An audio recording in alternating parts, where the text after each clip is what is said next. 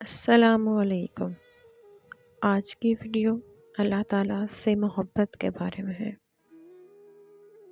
جائے نماز وہ جگہ ہے جہاں رو بھی لو تو سامنے والا تماشا نہیں بناتا۔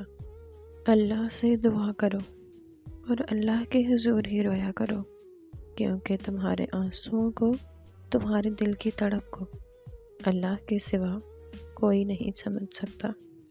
اللہ تعالیٰ کوئی نہ کوئی وسیلہ بنا ہی دیتا ہے۔ وہ اپنے بندے کو اکیلا نہیں چھوڑتا۔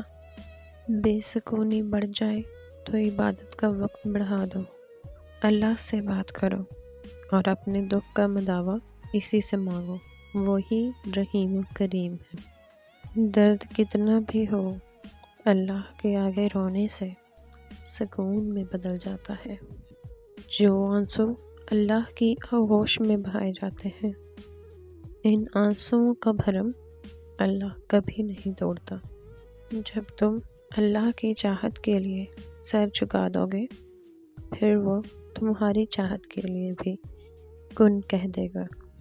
خوشی کے لمحات میں اللہ کو یاد رکھو، وہ رب تمہیں پریشانیوں میں تنہا نہیں چھوڑے گا۔ اللہ تعالیٰ کی عطاؤں پر الحمدللہ اور اپنی خطاؤں پر استغفر اللہ کہنا اللہ تعالیٰ کو بہت پسند ہے۔ اللہ اپنے بندے کی طرف کبھی ضائع نہیں کرتا۔ اپنی مانگی ہوئی دعاؤں پر یقین رکھیں، وہ رحمان ہے، رد نہیں کرے گا۔ اللہ کو بہت پسند ہے جب تم دنیا سے نہیں، صرف اس سے مانگتے ہو۔ اللہ میرا ہے۔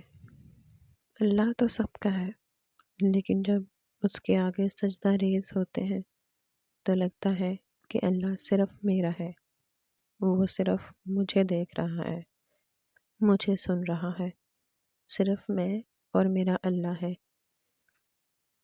اور ایسا تب ہوتا ہے جب صرف سجدہ نہیں، سجدہ محبت ادا کیا جائے۔